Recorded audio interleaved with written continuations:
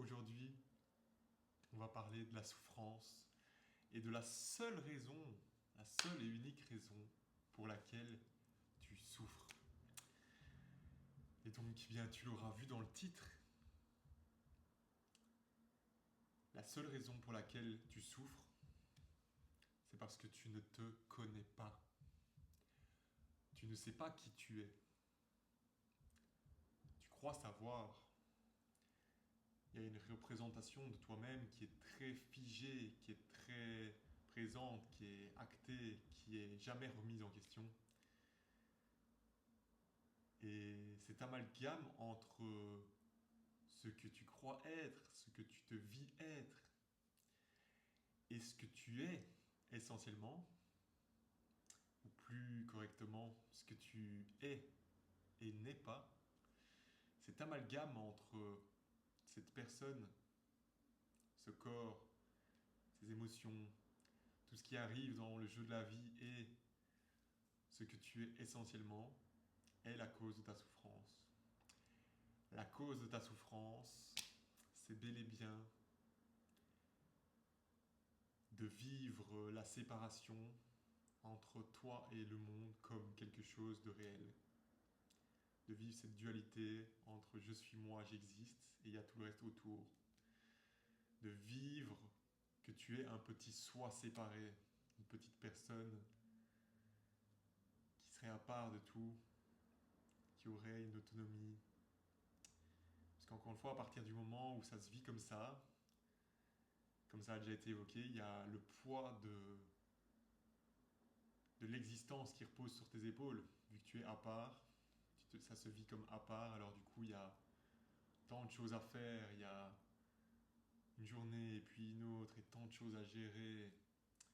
Quand il y a cette certitude d'être au centre, d'être séparé et d'être en charge de tout, c'est très souffrant. Puis il y a toutes ces émotions qui m'arrivent, toute cette souffrance psychique, émotionnelle, relationnelle, peu importe. Tellement de choses qui peuvent se passer parce qu'il y a cet amalgame et parce que ça n'a jamais cherché plus loin que le bout de son nez. Parce que ça n'a jamais osé regarder en face que ça ne savait rien du tout, du tout, du tout, du tout, du tout. Regarder en face sa propre ignorance. Une des choses les plus douloureuses à faire. De vraiment se regarder dans le miroir et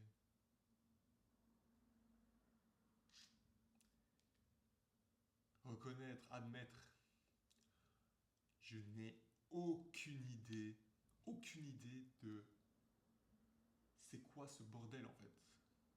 C'est quoi tout ça? C'est quoi la vie? Et moi, je suis qui? Et le fait de d'éviter cette question et de tourner autour du pot et de fuir cette question, de fuir la question essentielle quand même, qui est qui suis-je? Qui suis-je? Qui suis-je?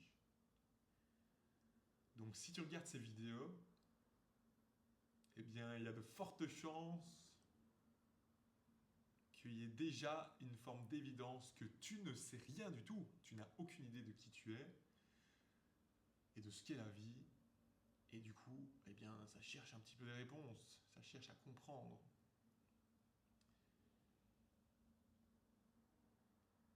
Si on veut admettre son ignorance, c'est le premier pas. Ou chercher à mettre fin à la souffrance. Mais encore une fois, il n'y a rien qui peut arriver dans le temps. Il n'y a aucun processus, aucun cheminement qui peut te mener où que ce soit. La complétude, elle est déjà là, elle est nulle part ailleurs. Parce qu'il n'y a pas d'ailleurs. Parce qu'il n'y a pas réellement d'espace. L'espace, c'est une apparence. Il y a une apparence d'espace. Ça. La vie, à travers cette apparente multiplicité, donne l'impression d'un espace-temps. C'est réel et irréel en même temps, c'est une forme de réalité, mais pas que, c'est pas vraiment réel non plus, cet espace-temps.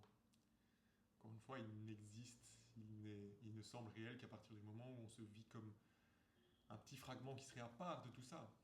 Mais il n'y a pas de fragment, il n'y a pas de à part de tout ça, il n'y a que cette explosion de vie, cette liberté, cette soupe d'énergie extraordinaire. Et donc si vraiment tu es prêt à cesser de te mentir, bah du coup il peut y avoir une vraie quête qui se met en place, qui est peut-être apparemment déjà en place là, mais cette vraie quête à laquelle je fais allusion n'est pas réelle. Parce que cette quête, elle ne se met en place qu'à partir du moment où il y a cette évidence de l'ignorance de qui suis-je et c'est quoi la vie. Du coup, il y a une apparente quête, un apparent cheminement qui se met en place vers plus de compréhension, vers une certaine libération, vers une ouverture, vers plus de clarté. Et c'est sans espoir, absolument sans espoir, parce qu'il n'y a rien d'autre que cette vie impersonnelle en dehors de l'espace et du temps. Il n'y a rien du tout, c'est complètement vide. C'est plein de soi-même, effectivement, c'est très vibrant, très vivant. Cette soupe d'énergie, c'est, encore une fois, c'est une explosion. C'est tellement libre, c'est tellement chaotique, c'est tellement sauvage.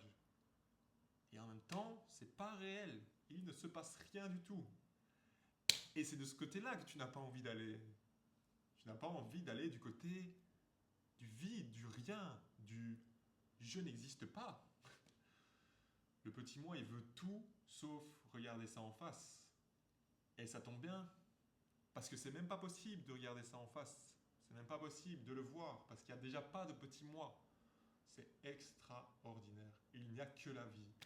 Et il n'y a pas un toi qui vive une vie. Mais il y a vraiment cette impression qui est là, hein, de vivre une vie.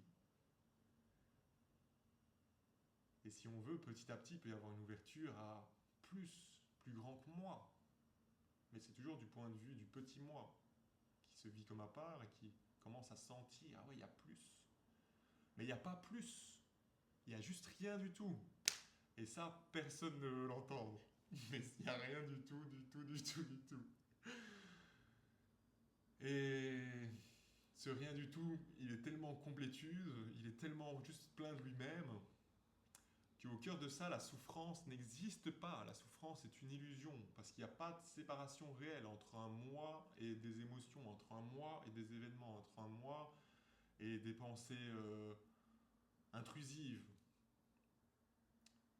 Et sans séparation, sans un moi à qui tout ça arrive, ces pensées, ces émotions, ces événements, peu importe ce qui peut sembler se passer, sans un moi qui serait au centre à qui tout ça arrive, eh bien, il n'y a simplement pas de souffrance. Peu importe les émotions, peu importe les événements, peu importe les pensées, peu importe quoi que ce soit, il y a tellement juste la vie que même la souffrance n'est pas souffrance. Même la souffrance n'est pas souffrante. Il y a simplement ce qui se passe, et sans un moi, ce qui se passe ne peut pas faire souffrir. Donc il peut y avoir l'impression, depuis l'extérieur, par exemple ici, si ça pleure ou quoi, ben depuis l'extérieur, il pourrait y avoir l'impression que, ah ben, Maxime, il souffre, il n'est pas bien. Mais en fait, c'est simplement ce qui se passe. Et sans un moi à qui tout ça arriverait, un moi présumé qui n'a jamais existé, eh bien, il y a juste ce qui se passe. La vie suivant son cours naturel, les émotions suivant leur cours naturel, les événements, les pensées suivant leur cours naturel. Mais je te dis encore une fois tout ça comme si c'était seulement un mouvement, comme si c'était seulement mouvant, comme si c'était seulement en train de bouger. Mais c'est complètement immobile. Et c'est là que se passe réellement toute l'histoire. C'est qu'en fait, il ne se passe rien. Et encore une fois, cette évidence qu'il n'y a jamais eu de toi anéantit tout problème, toute souffrance. Peu importe ce qui se passe, c'est plus seulement plein de soi-même, c'est aussi au moins aussi vide, c'est pas plus plein que vide. Et donc sans un moi, il n'y a pas de souffrance. Et ce petit moi qui n'existe pas, que tu te vis être, il ne veut pas voir ça. Il ne veut pas voir qu'il n'existe pas, il veut continuer de vivre, il persévère dans cette vie personnelle autonome, séparée. Il s'agrippe. C'est de l'énergie, c'est parce qu'il n'y a pas de moi, déjà. Mais cette énergie s'agrippe, résiste à l'incompréhensible, à l'infini, à cette ouverture sans frontières, cette vie sans frontières. Et donc il peut y avoir une résistance à cette évidence. Le moi fera tout. Cette énergie moi, parce qu'il n'y a vraiment pas de moi, et cette énergie du moi fera tout pour éviter de disparaître, de se dissoudre dans l'infini. Mais je le répète, il n'y a pas de moi. C'est extraordinaire, il n'y a pas de moi. C'est juste de l'énergie. Et il y a un amalgame, encore une fois, entre je suis moi et cette énergie qui semble dense, qui semble prendre beaucoup de place. Encore une fois, si on veut, la personne est extraordinairement douée pour éviter de rencontrer cette souffrance psychique, émotionnelle, ces émotions accumulées, cette inconscience, tout ce qui est engrammé dans l'inconscient, si on veut, et qui fait que la barque est lourde, quoi. Il y a moyen de se délester de tout ça. Mais comment faire, tu vas me dire? Bien, en fait, déjà, encore une fois, c'est que déjà là, c'est complet. Il ne manque rien. Et encore une fois, c'est un processus qui n'est pas vraiment un processus, parce que c'est en dehors du temps, mais qui est, qui est impersonnel, qui se fait sans toi, que tu ne peux pas faire par toi-même. C'est la vie qui fait tout ça, ce délestage, cette ouverture, ce désencombrement. Bref, tu me comprends. Le seul souci que tu as, c'est toi. Et je te le donne en mille, bah, il n'y a déjà pas de toi. Donc il n'y a aucun souci, il y a juste la vie. Cette vie impersonnelle qui suit son cours naturel, complètement chaotique et sauvage et immobile à la fois, il ne se passe rien du tout. Et encore une fois, je le répète, mais c'est de ce côté-là que cette énergie moi ne veut pas aller, entre guillemets. Mais c'est que des histoires que je te raconte là, parce qu'il n'y a déjà rien d'autre que ce vide plénitude. Il n'y a déjà pas de moi. Mais tant qu'il y a l'impression là de savoir, je sais qui je suis, je sais ce qu'est la vie, il ne peut assurément pas y avoir de vraie complétude vécue, qui n'est même plus vécue, parce que pour être vécue, il faudrait qu'il y ait quelqu'un pour la vivre. C'est juste que sans un moi, encore une fois, il n'y a plus rien qui soit vécu. Il y a juste ce vide, plénitude, c'est plein de soi-même, c'est complétude. Mais tant que là, ça pense, ça ressent, je suis moi, je sais qui je suis, je sais ce qu'est la vie, cette connaissance n'est qu'une illusion. Et tant que ça s'agrippe à ça, tant que cette énergie moi maintient tout ça réel, cette séparation, ce je suis moi à part de tout, avec une autonomie, encore une fois, toute mon histoire et tous mes choix, et je suis vraiment très réel. Bah, il y a une sorte de confort d'avoir l'impression de diriger une vie, et alors c'est, il y a une sorte de liberté personnelle qui est ressentie. Et en même temps, bah, du coup, tout ça a l'air très réel. Donc, encore une fois, je suis une personne qui fonctionne dans l'espace-temps, qui doit faire des choix, qui a une vie en main, à qui des choses arrivent. Et donc, on se dit qu'on pourrait mieux faire, qu'on aurait dû faire ci, qu'on n'aurait pas dû faire ça. Et comment je vais faire demain? Encore une fois, toute cette histoire de hier, aujourd'hui, demain, tout ça n'existe pas dans la réalité naturelle. Ça n'existe pas du tout. Et donc, ce petit moi, qui prétend être au clair par rapport à ce qu'est la vie, n'est qu'une illusion. Il n'y a rien de solide, rien de tangible là-dedans, parce qu'il n'y a déjà pas un moi. Donc si ça a l'impression là de savoir, je sais qui je suis, je sais ce qu'est la vie, c'est la plus grosse des blagues, parce que c'est impossible. C'est impossible. Impossible. C'est pas possible que tu saches qui tu es, c'est pas possible que tu aies la moindre idée de ce qu'est la vie. Ce n'est pas possible, parce qu'il n'y a pas de séparation, il n'y a jamais eu un petit moi qui soit séparé de tout ça. Donc c'est impossible de se connaître, c'est impossible de savoir ce qu'est la vie, il y a juste cette explosion de vie. C'est tout. C'est impossible à comprendre. Impossible. tant qu'il y a vraiment la moindre impression de savoir qui tu es, c'est la plus grosse des blagues, parce que ce n'est pas possible, je le répète. La plus belle des illusions.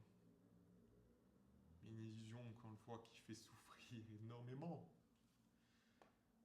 L'illusion de la séparation, quelle souffrance extraordinaire.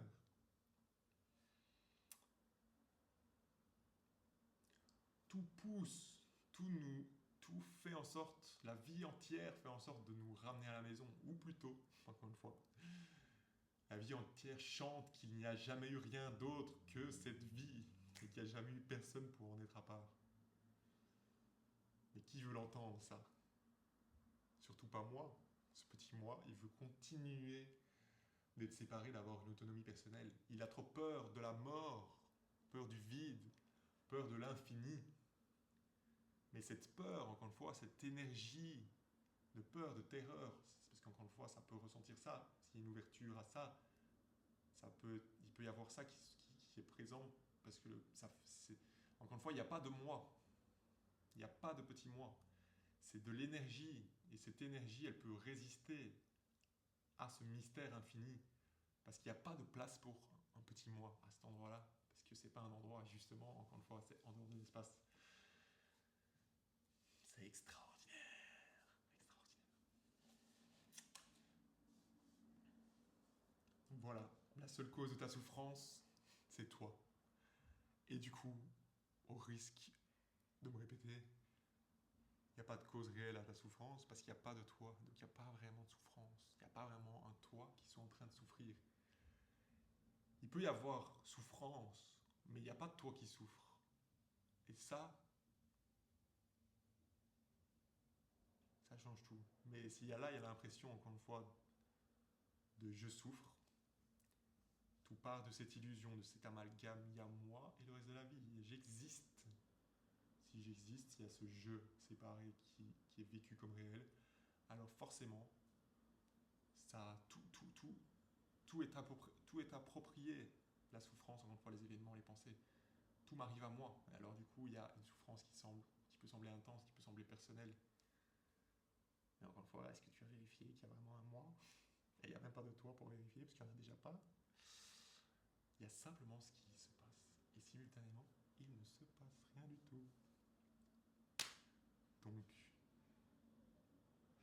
et voilà, rien d'autre.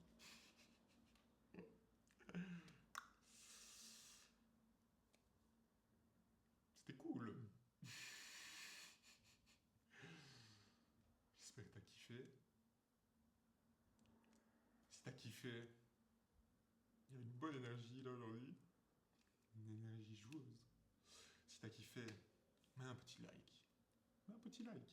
Tu regardes les vidéos, ça semble t'apporter quelque chose. Sinon, tu ne regarderais pas. Je le répète, si ça regarde les vidéos, ça continue de regarder vidéo après vidéo. C'est que tu trouves de l'intérêt. Si tu trouves de l'intérêt, même s'il n'y a personne ici qui fait tout ça et que ça ne me prend pas de temps, parce que du coup, il n'y a pas de temps réel et qu'il y a juste ce qui se passe, pour le temps que je prends, MDL, pour le temps que je prends à faire ces vidéos, si tu trouves quelque chose, si tu es content d'avoir vu cette vidéo après l'avoir regardée, mets un petit like, ça me fait plaisir, ok? Un petit commentaire s'il y a des questions, suggestions, voilà, peu importe, remarques. Si ça s'offusque intérieurement et ça veut me traiter de tous les noms, c'est libre, il n'y a déjà pas de choix, encore une fois, dans tout ce qui se passe, tout ce qui se fait. Voilà, donc like, commentaire, puis si le cœur t'en dit aussi, ben, un petit partage de la vidéo, ça fait plaisir aussi. Voilà, on se voit en principe demain, même s'il n'y a pas de temps réel, il n'y a pas de demain. Mais on se voit demain.